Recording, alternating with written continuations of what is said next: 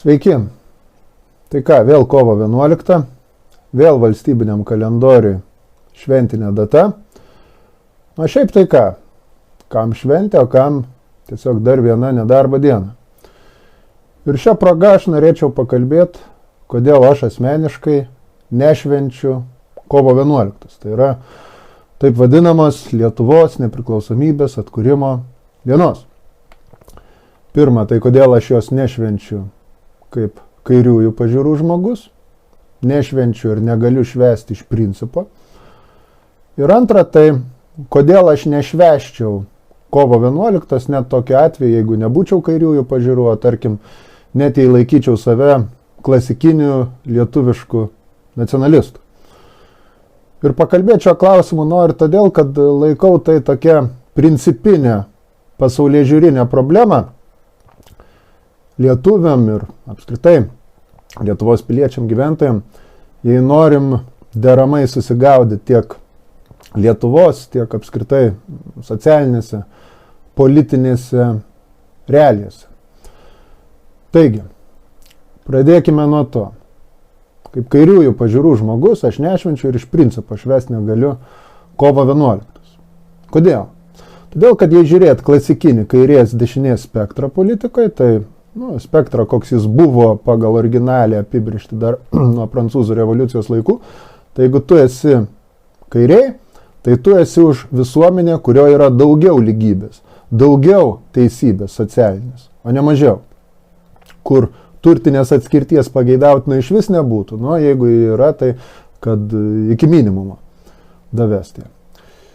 Ir šiuo požiūriu, jei pažiūrėsime į kovo 11, tai iškyla iš esmės niekaip nesutaikomi mirtini prieštaravimai. O tuo turiu omeny ką? Iki kovo 11, iki 90-ųjų metų Lietuva buvo dalis Tarybų sąjungos. Gera, bloga, patinka, nepatinka kam ta Tarybų sąjunga, bet ji turėjo savitą tarybinę santvarką, tarybinę sistemą, nominaliai vadinama socializmu. Kiek ten iki to gryno tikrojo socializmo ten buvo, čia dėkim šį klausimą į skliaustus, čia atskira, ilga, sudėtinga diskusijų tema, bet faktas yra tas, kad privačios nuosavybės, privačios gamybos priemonių nuosavybės, privataus kapitalo Tarybų sąjungoje nebuvo ir būt negalėjo, nes to neleido ekonominė ir teisinė Tarybų sąjungos sistema. Viskas buvo koncentruojama valstybės rankose. Ir toji tarybinė valstybė buvo jau pagal savo oficialiai deklaruotą ideologiją įsipareigojusi būtent tiems kairiesiems, socialistiniams, komunistiniams idealams. Žodžiu, įsipareigojus lygesnės ir teisingesnės visuomenės vizijai. Ir atitinkamai, jei pažiūrėsime į bazinį gyvenimo aspektą, tai yra į žmonių aprūpinimą, būstų, maistų, drabužių, sveikatos apsaugą, švietimą, tai TSRS sugebėjo suteikti žmonėm tokį socialinės apsaugos ir tuo pačiu tokį kultūrinį išsilavinimo lygį, apie kokį didelė dalis pasaulyje te galėjo tik svajoti ir kuris daug ko lenkia netgi labiausiai išsivyščiusias ir galingiausias kapitalistinio pasaulio šalis, tame tarpe ir JAV, kurios, reiktų pridurti, ne pačią savaime taip išsivystė, bet pasiekė tų jų savo aukštumų plėšikaujant likusio pasaulio sąskaitą. Ko TSRS, vėlgi gera, bloga, patinka į kam ar ne, bet nedarė ir daryti negalėjo. Tai, aišku, prie šitų visų pliusų Tarybų sąjungos, tarybinės visuomenės, kuriais galėjo mėgautis, kuriais galėjo naudotis toje pati Tarybų Lietuva, be abejo, buvo ir krūva minusų. Ir tarp tų minusų nepaneigiamas faktas, kad taip, Tarybų sąjungoje, tarybinėje visuomenėje egzistavo socialinė neligybė. Bet toji socialinė neligybė, skirtingai nei prie kapitalizmo, skirtingai nei dabar, ji nesireiškia toje, sakykime, ekonominėje ar sociologinių tuo žargonu šnekant bazės sferoje. Socialinė neligybė tarybiniai visuomeniai išėjo grinai iš tojo antstato, ar sakykime, socialinės politinės sistemos, iš socialinio statuso. Tai yra, egzistavo taip vadinama nomenklatūra, ar sakykime, partinė biurokratija, kaip savotiškas privilegijuotas sluoksnis, galima sakyti, gal netgi luomas, kuris buvo kuo toliau, tuo labiau atitrūkęs nuo liaudės, kuo toliau, tuo labiau korumpuotas ir kuo toliau, tuo mažiau iš vis turėjęs ką nors bendra su deklaruotomis tomis gražiomis idėjomis.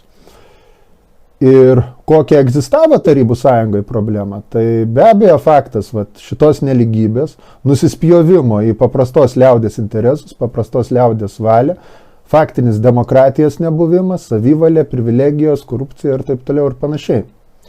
Ir dabar ar reikėjo prieš tai kovoti, žiūrint į tuos laikus, tai be abejo, joks doras žmogus negalėtų laikyti, kad tai buvo normalu. Bet jei žiūrime iš kairiųjų pozicijų, tai problemos sprendimas turėjo būti ne mažiau socializmo, o būtent daugiau socializmo.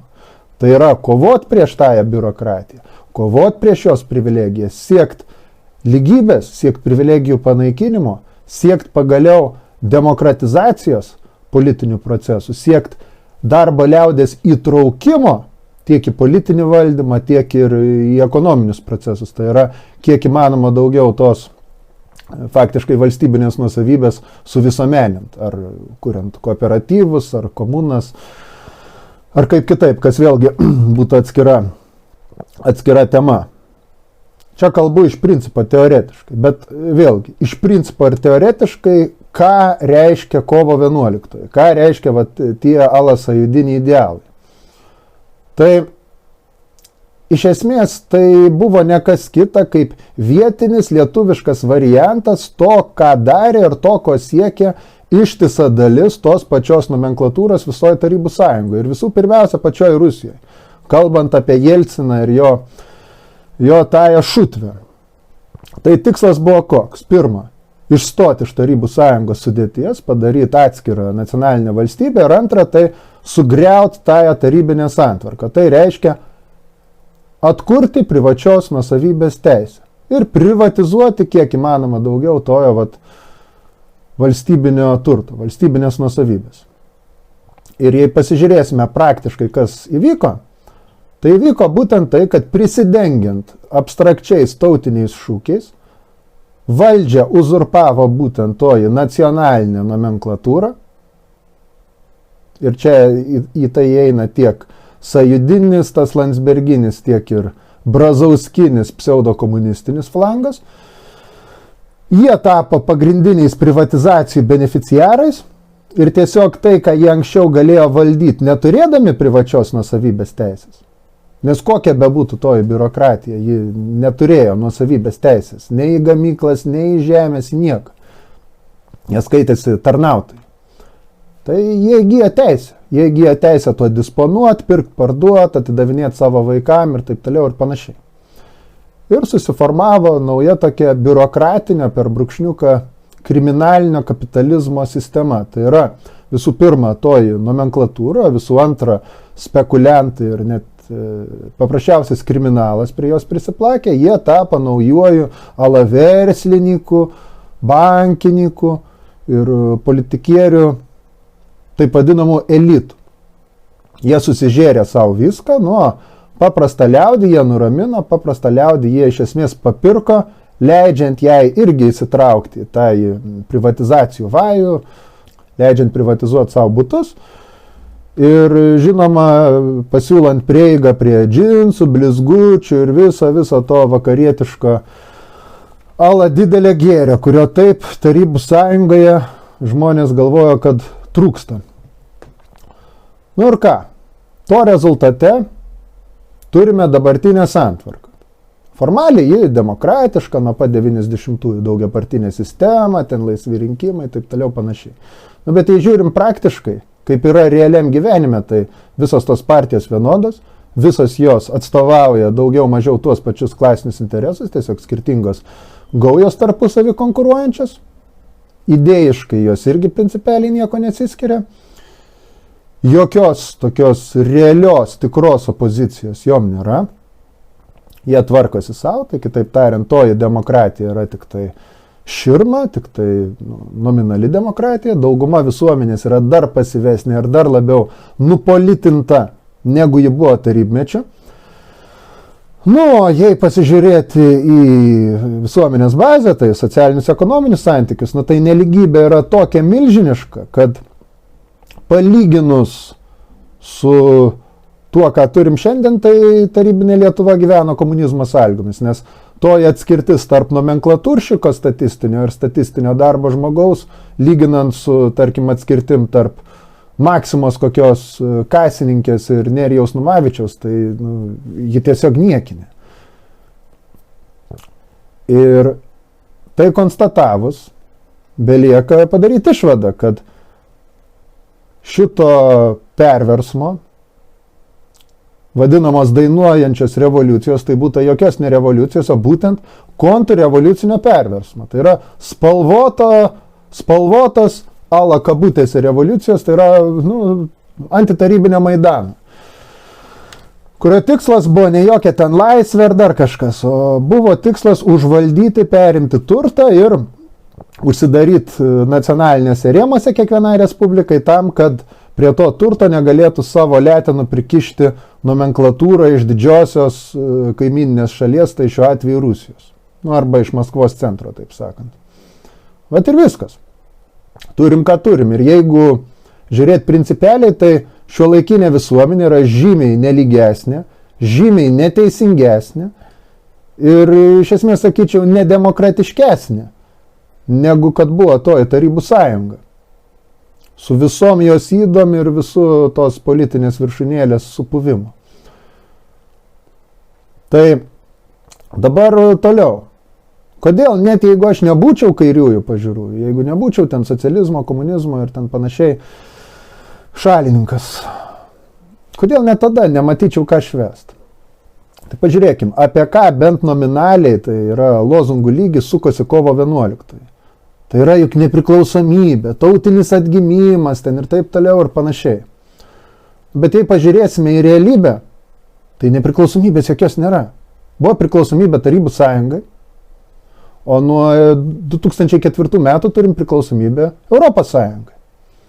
Nesigilinsim dabar į peripetijas, kokia ta sąjunga, koks jos pobūdis, kas ten gerai, kas ten blogai. Bet faktas tas, kad yra kita sąjunga ir jos teisė yra aukštesnė nacionalinės teisės, įskaitant aukštesnį ir Lietuvos Respublikos konstitucijos atžvilgį. Tai, jei žiūrim per tų nacionalistinių idealų prizmę, tai jokios nepriklausomybės nėra. Bet eikim dar toliau. Pažiūrėkim į tos kovo 11 Respublikos konstituciją 92 metais įtvirtinta. Vien porą pavyzdžių. Pagal ją neturėtų būti galimybės žemę Lietuvos įsigyti užsienio subjektams. Bet šiai dienai tokia teisė yra, vėlgi remintis tą pačią Europos Sąjungą. Toliau turim nuostatą, kad Lietuvos Respublikos teritorijoje negali būti nei užsienio šalių karinių bazių, nei masinio naikinimo ginklų. O bet tačiau šiai dienai faktiškai Lietuvoje ir yra dislokuotos užsieniečių, o konkrečiai vokiečių karinės pajėgos. Tuo būdu patys tos kovo 11 autoriai ir didžiausi gerbėjai, jie šluostosi savo purvinas pėdas į tąją konstituciją lygi skudurą kažkokią. Tai visą šitą turint omeny, kur toji nepriklausomybė prapuolė? Retorinis klausimas. Kalbant apie tautinę kultūrą kažkokią, tai aišku, mums bus kalbama, kad baisus sovietmetis, rusifikacija, ten asimiliacija, panašiai. Bet tai pažiūrėsim realiai, žemiškai, tai tarybinė Lietuva buvo žymiai lietuviškesnė negu dabartinė Lietuva. Rusifikacija buvo niekinė, lyginant su dabartinė amerikanizacija ar anglifikacija ir apskritai tos kičinės, vartotojiškos pseudokultūros iš vakarų antplūdžių.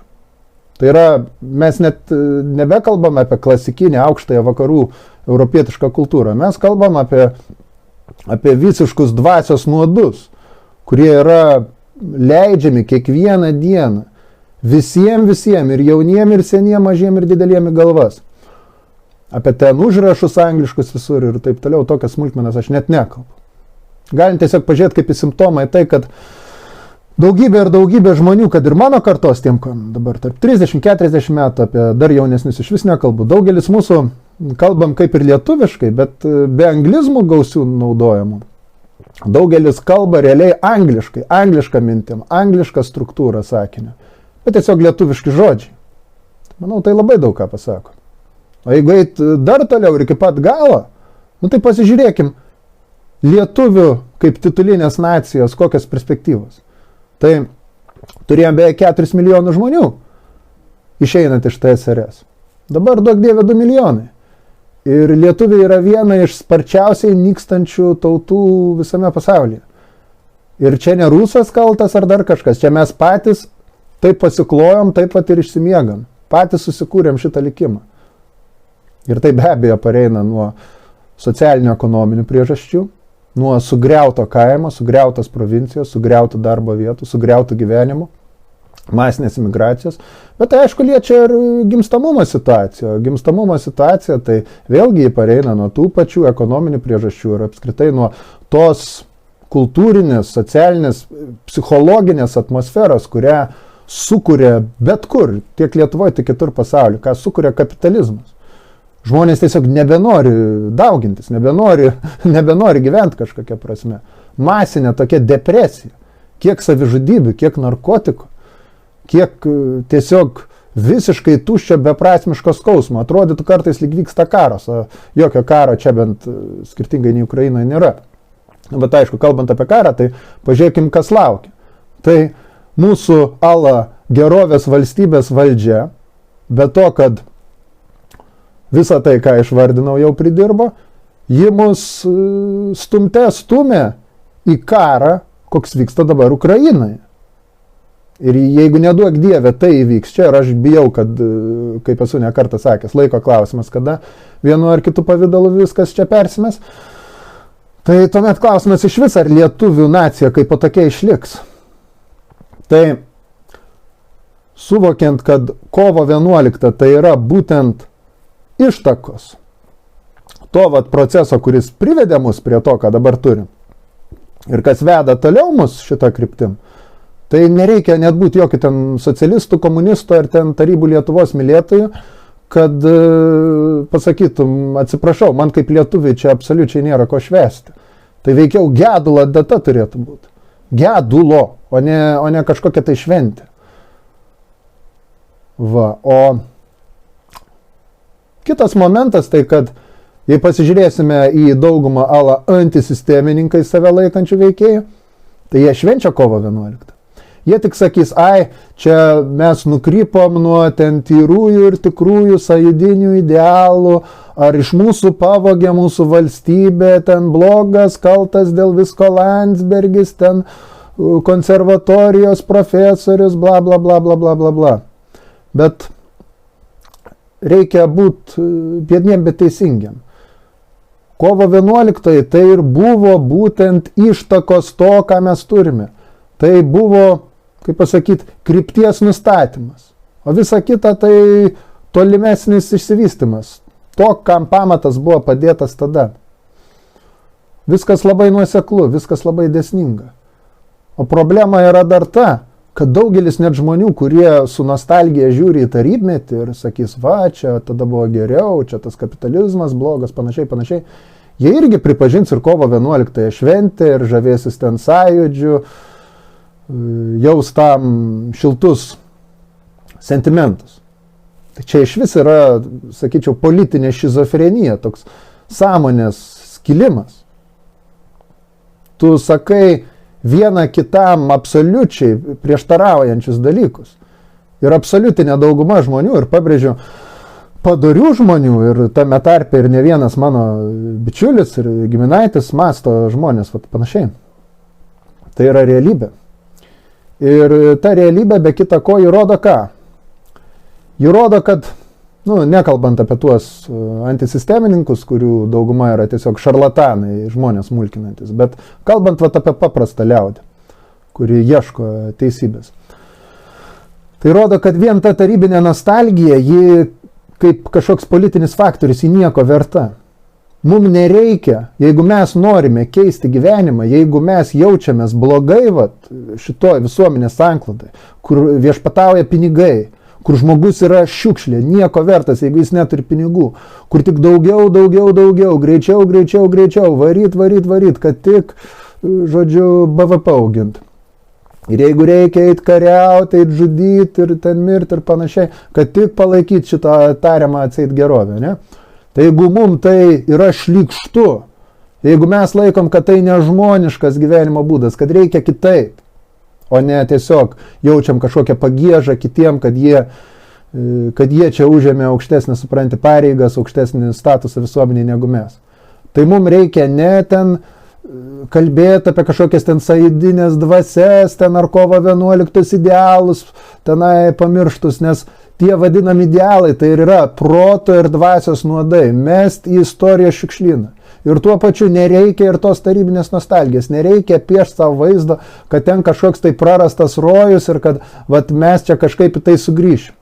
Jeigu ten būtų viskas buvę gerai, tai niekada nebūtų buvę nei jokių Landsbergių, nei jokių Sąjūdžių, nei apskritai jokių Gorbačiovų. Bet tai buvo, nes tai išsirutuliavo iš tos pačios tarybinės visuomenės pūvesio. Tai yra realybė. Jeigu norim iš esmės kitokio gyvenimo, jeigu norime kautis už teisingumą, norime kautis už žmoniškumą ir už tai, kad mūsų toji tėvynė turėtų bent šansą kažkokį ateitį, tai mums reikalinga principė naujas kelias, nauja pasaulėžiūra, nauja idėja. Ir be abejo, ta nauja idėja, ją vystant, ją generuojant, ji turės būtinai atsiremti į tą tarybinį paveldą. Tiek jo pliusus, tiek ir jo minusus, nes TSRS ir tos pačios tarybų Lietuvos istorija tai yra tiesiog enciklopedija, tai yra lobynas, labai ir labai daug, o tiek gero, ką reikėtų perimti, tiek ir labai blogo, kur tiesiog matom pavyzdį, kaip, neduok dievė, jokių būdų kaip negalima daryti. Tai vat, būtent tokiem apmąstymam, tokiem ieškojimam aš ir kvieščiau tuos, kas panašiai jaučiasi, panašiai masto, sakykime, kaip aš ir mūsų komanda šio kanalo, šio kolektyvo, o ne krapštytis ten, ieškant šviesos, atsiprašant, antram gale.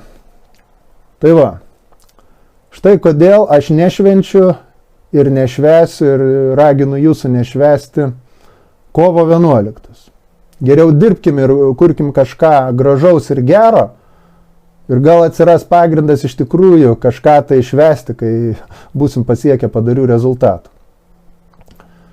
tolimesnėje ateityje. Tai va, toks būtų mano, gal kiek rūstokas, bet manau, kad reikalingas pamokslas. O tai pasakęs, kaip visuomet, padėkosiu, kad žiūrit, kad klausot. Padėkosiu tiem, kas čia remet, tiek finansiškai, tiek darbais. Jeigu jums patinka, tai šita medžiaga, tai dėkit nykščius į viršų, dalinkitės, platinkit, lankykitės mūsų portalė tiesos.org, rašykit laiškus čia nurodoma pašto adresu, bendraukim, bendradarbiaukim, gal turit savo kokių minčių. Aišku, rašykit komentarus, dėstykit savo nuomonę, pritarėt, nepritarėt. Tik prašyčiau tą daryti argumentuotai ir kultūringai. Taip tai ką. Kalba baigta ir belieka atsisveikinti. Iki kitų kartų ir sėkmės jums.